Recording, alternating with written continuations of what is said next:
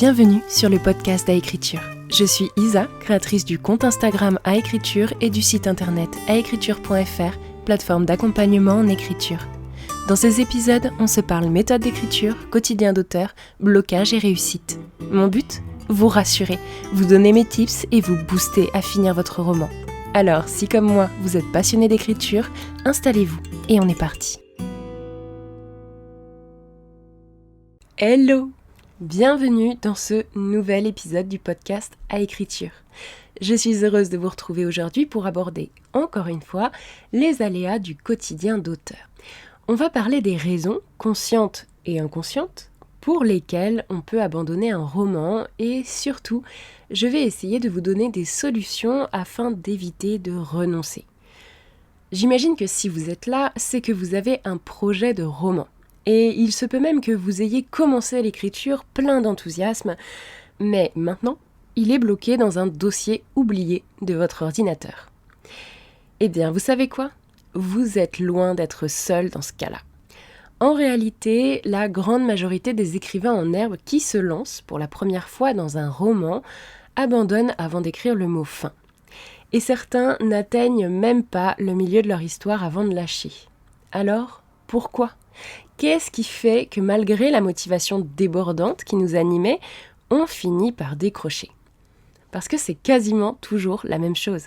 Au début, il y a l'excitation, l'impression de se lancer dans un voyage incroyable, une créativité tourbillonnante, une énergie explosive qui nous pousse à nous jeter corps et âme dans notre histoire.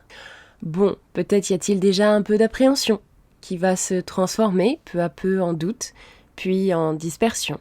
Et au final, le document Word n'est plus ouvert et notre vie quotidienne est devenue trop prenante jusqu'au moment où un pote nous demande où on en est de notre histoire et on se rend compte que ça fait déjà 6 mois que l'on n'a plus écrit. Ça vous parle ? Personnellement, ça m'est arrivé plusieurs fois de me laisser prendre par le flot continu de la vie et de délaisser ma créativité. Et je l'ai toujours regretté. Alors, j'ai appris à ne plus me faire avoir. Et c'est ce qu'on va voir maintenant. Quelles sont les raisons probables de votre blocage et comment vous pouvez, dès aujourd'hui, avancer vers la fin de votre roman. Pour commencer, identifions ensemble les 4 causes d'abandon les plus répandues. Premièrement, ça peut venir d'un manque de clarté sur l'histoire et ses enjeux. C'est-à-dire que souvent, les auteurs qui débutent, et moi la première, je vous rassure, eh bien ils se lancent dans l'écriture sans savoir réellement où ils vont. C'est dû, je crois, au fait qu'en France, on nous fait croire qu'un livre, ça ne se réfléchit pas vraiment, parce que l'écriture, c'est un art d'érudit, de savant, d'inspiré, et que seule la muse nous donne le droit ou non de pondre des merveilles littéraires.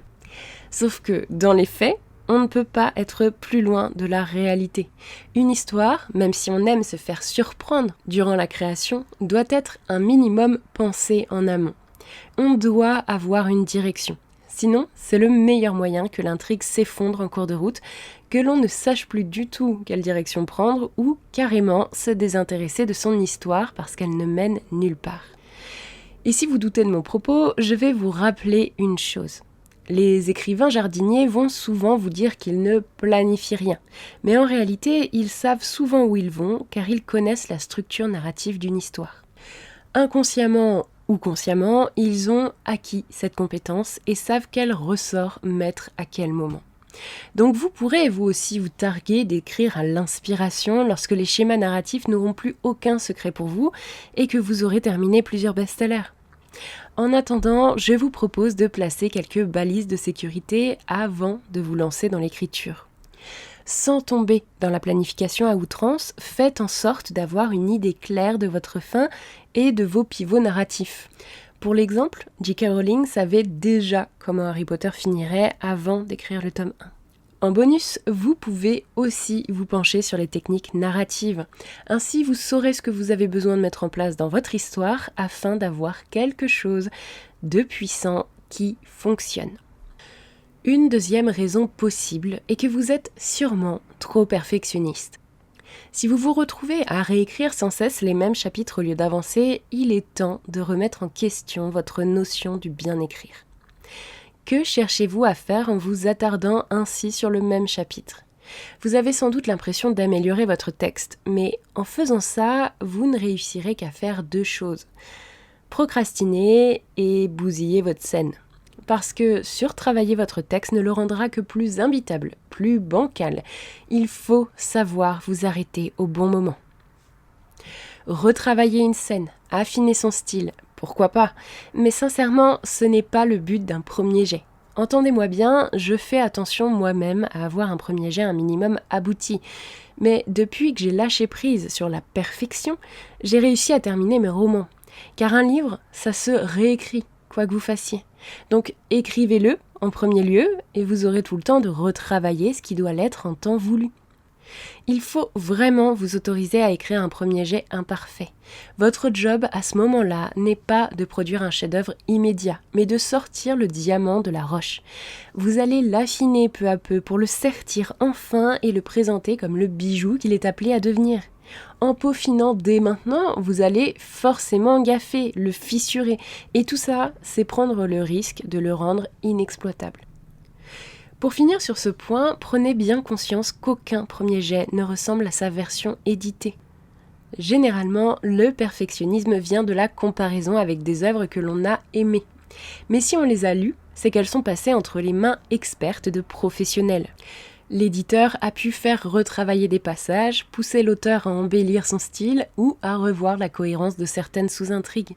Et dites-vous bien que l'éditeur n'intervient pas sur le premier jet, mais après moult relectures de la part de l'auteur.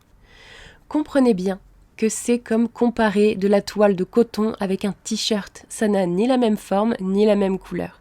Il en sera de même pour votre livre, si seulement vous acceptez enfin de continuer son écriture. Troisièmement, vous vous dites peut-être que votre roman ne sera tout simplement jamais assez bon, qu'il n'intéressera personne ou que, de toute manière, vous n'êtes pas un écrivain. Ça, c'est le syndrome de l'imposteur qui vous susurre à l'oreille que vous n'y arriverez pas. Et ce petit gredin peut être extrêmement persuasif.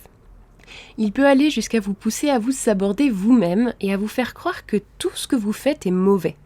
Alors, à quoi bon continuer ? Après tout, vous n'avez jamais rien publié, vous n'êtes donc pas un auteur, n'est-ce pas ? Mais comme pour publier, il faut écrire son roman, vous n'êtes pas prêt de vous prouver le contraire. Alors il va être temps de rabattre le caquet de votre pessimiste intérieur et d'écrire déjà pour vous-même et non pas pour devenir auteur. Car un auteur, c'est quelqu'un qui est à l'origine de quelque chose, qui écrit, peint, compose, qui crée. À partir du moment où vous vous lancez dans votre histoire, vous en êtes l'auteur. Si cela ne vous suffit pas, c'est que vous cherchez une reconnaissance extérieure de votre qualité d'écrivain. Mais pourquoi ? La question primordiale ici est de savoir pourquoi vous écrivez. Parce que si vous n'écrivez que pour être reconnu, vous n'y arriverez pas. L'édition, la publication n'est pas synonyme de reconnaissance, mais d'exposition. Et si vous y allez avec un besoin d'adulation, vous allez souffrir. Car une fois dehors, votre livre va être lu, analysé, critiqué. Et vous n'aurez jamais 100% d'avis positifs. Vous ne serez pas reconnu par tout le monde. Travaillez votre estime de vous-même avant d'aller chercher la validation des autres. Vous n'en serez que mieux. La finalité de votre écriture doit être de vous trouver, de vous faire grandir, de vous exprimer. L'édition sera un choix pour après. Et encore une fois, pour éditer et se faire reconnaître, il vous faut un roman terminé. Joël Dicker, Amélie Nothomb et tant d'autres reconnus à l'international souffrent encore du syndrome de l'imposteur. Alors ne le laissez pas cannibaliser votre créativité, ne laissez pas une petite voix dans votre tête vous dérober votre rêve. Elle n'est que le reflet de vos peurs et de vos doutes. Elle est la voie facile pour arrêter et se laisser grignoter par le remords. Pour la contrer, encouragez-vous et célébrez les petites victoires quotidiennes. Enfin, quatrièmement, vous risquez d'abandonner si vous manquez de discipline et de cadre. Oui, Martine ? Toi, tu as l'habitude de fonctionner à l'instinct et d'aménager ton emploi du temps comme ça vient, à la dernière minute. Et tu trouves ça très bien, tu n'aimes pas les psychorigides ? Je comprends. Mais, et sinon, comment ça se passe côté écriture ? Ah, tu n'as pas écrit depuis 2 mois parce que tu n'avais plus le temps. Je vois. Toujours pas tentée par un peu d'organisation, Martine ? Bon, ma pauvre Martine, je la malmène un peu, mais l'idée est là. Oui, je comprends qu'on ne veuille pas s'enfermer dans des horaires. La liberté, c'est sacré. Et puis, il ne faudrait pas louper une soirée avec ses amis pour écrire. Ce serait dommage, non ? Alors, si vous m'écoutez régulièrement, vous connaissez mon point de vue. Sinon, sachez que je suis persuadée que le FOMO est l'un des plus grands fléaux de notre époque. Ce principe du fear of missing out, ou la peur de louper quelque chose, est devenue si présente dans nos vies que l'on finit par ne plus rien faire de constructif parce que l'expérience sociale a pris le pas sur le reste. Or, je suis persuadée que si vous avez une envie d'écrire, un besoin même, vous gagnerez bien plus à terminer votre histoire. Et pour ça, il faut lui donner l'importance qu'elle mérite. On n'écrit pas un livre en 2 jours, à part quelques heureuses exceptions, donc ça demande du temps et de l'investissement personnel. Mais cet investissement est tellement minime par rapport à ce que vous pouvez en tirer, vous n'imaginez pas. Et pour ça, vous devez transformer l'écriture en une habitude. Fixez-vous des rendez-vous d'écriture avec vous-même et soyez inflexible. Pour vous motiver, j'ai envie maintenant de vous projeter dans votre réussite. Imaginez que vous apposiez enfin le mot « fin ». Quelle serait alors votre perception de vous-même ? Serait-elle la même ? Je ne crois pas. Alors, qu'est-ce qui changerait ? Ressentiriez-vous de la fierté d'avoir accompli quelque chose que peu de gens réussissent ? Vous sentiriez-vous complet, apaisé ? Est-ce que vous ne vous sentiriez pas plus fort d'avoir réussi à surmonter les obstacles et les doutes ? Et maintenant, pensez que vous allez pouvoir partager votre histoire avec tout le monde. Qu'est-ce que cela représente pour vous ? Imaginez que votre roman redonne du courage à quelqu'un, l'aide à mieux comprendre une situation ou carrément change sa vie en lui donnant une nouvelle vision du monde. Ne seriez-vous pas heureux de ça ? Sans compter que n'oubliez pas l'effet boule de neige d'un tel achèvement. En finissant votre roman, vous allez prouver à votre cerveau, à votre petite voix intérieure, que vous pouvez aller au bout de projets ambitieux. Ça a de quoi rebooster votre confiance en vous et vous faire pousser des ailes. N'oubliez pas la maxime de Lucie Castel. Un auteur qui réussit est un auteur qui n'abandonne pas. Pour finir, voici un plan d'action pour aller jusqu'au bout. Premièrement, vous allez clarifier votre objectif final. Écrivez en une phrase ce que vous voulez raconter et où votre histoire doit aller. Ensuite, engagez-vous à écrire régulièrement. Même 100 à 300 mots par jour font la différence. Troisièmement, stoppez la réécriture en cours de route. Donnez la priorité à votre premier jet. Vous aurez tout le temps de voir les améliorations après. Quatrièmement, trouvez un soutien extérieur. Que ce soit une personne de confiance qui sera là pour vous encourager, des alphas ou des bêta-lecteurs, un groupe d'écrivains ou encore un coach, ne restez pas seul. Enfin, fixez-vous une deadline réaliste et parlez-en à votre soutien extérieur. Ça va vous engager envers lui et donner à votre objectif une toute autre dimension. Enfin, si ça fait un moment que vous n'avez pas écrit, je vous propose de vous remettre dans le bain sans attendre. À la fin de cet épisode, vous allez prendre 5 minutes pour écrire une scène que vous repoussiez jusqu'à présent. Juste 5 minutes, pas besoin de plus. Et observez ce que ça change en vous. Voilà, je vais m'arrêter là en espérant que cet épisode vous aura plu. Et si vous êtes toujours avec moi, je vous remercie de m'avoir écouté.